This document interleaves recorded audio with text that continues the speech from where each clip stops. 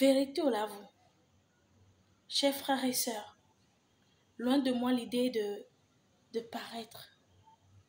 Cette vidéo est exclusivement pour demander une doléance. Saviez-vous qu'à cette ère où nous sommes, il y a des gens sans abri que nous côtoyons tous les jours chez nous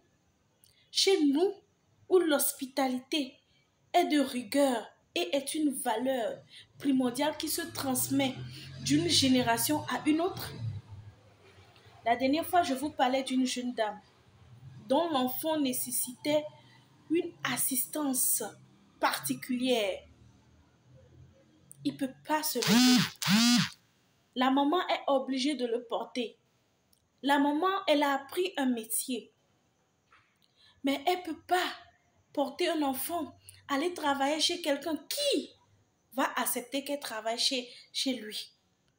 Elle a pris sur elle.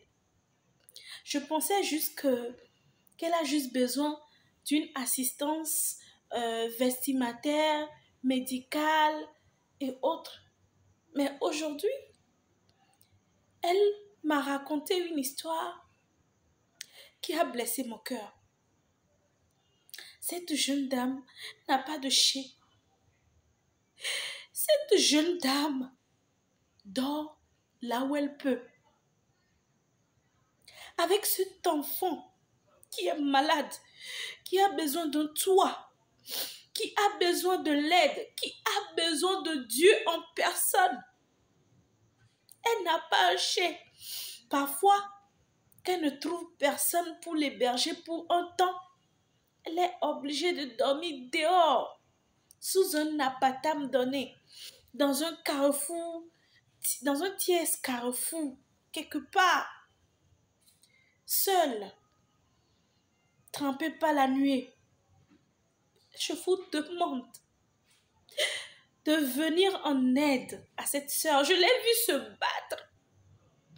Je l'ai vue ne pas se baisser, ne pas se laisser aller. C'est vrai, des fois, il y a la dépression qui vient.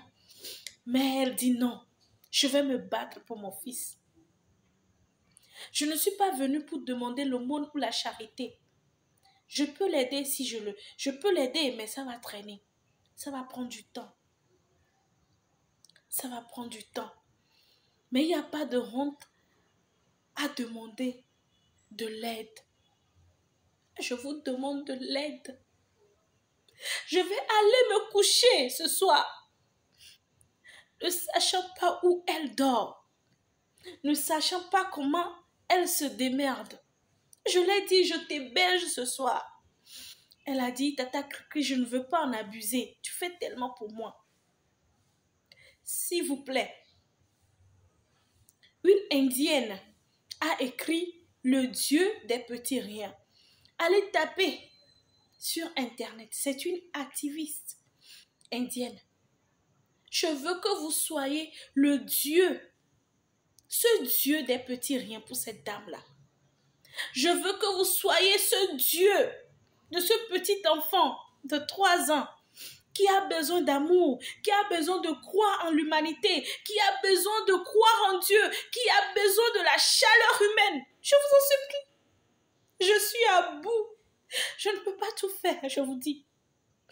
Je ne peux pas tout faire, je ne peux pas tout supporter. Je ne peux pas supporter. Elle dit qu'on lui trouve une chambre. Quand je parle d'une chambre, elle m'a donné le prix. J'ai dit, ah, une chambre en telle localité, à ce prix, ce n'est pas possible. Elle m'a dit, ce sont des lieux où on construit des chambres avec de la tôle ou bien des matières là, où tu peux payer 4 000 francs ou 5 000 francs. Qu'elle a commencé par vendre. Malgré les difficultés, malgré qu'elle transporte le bébé, malgré qu'elle transporte l'enfant de 3 ans qui a l'air d'un bébé de 6 mois, elle part chercher son pain. Elle va se débrouiller comme ça, dormir chez les gens si elle peut, dormir dehors si elle peut, que c'est seul Dieu qui la protège, elle et son enfant. Elle va trouver l'argent, elle va économiser cette maudite somme de 4 000 francs. On demande 5 mois. pour pouvoir louer quelque part, pour pouvoir louer cette chambre-là. Je vous en supplie. Je vous en supplie. S'il y a une maman qui me regarde, s'il y a un papa qui me regarde, s'il y a un tonton qui me regarde, s'il y a une tante, une grand-maman, un grand-père qui me regarde, un frère, une soeur qui me regarde, s'il vous plaît, contactez-moi. Rentrez dans mon boss. Je peux vous mettre en contact, vous pouvez la voir, vous pouvez discuter avec elle, mais aidez-moi. Aidons-la à trouver un toit. Elle se bat. C'est une battante. Elle a une force féroce.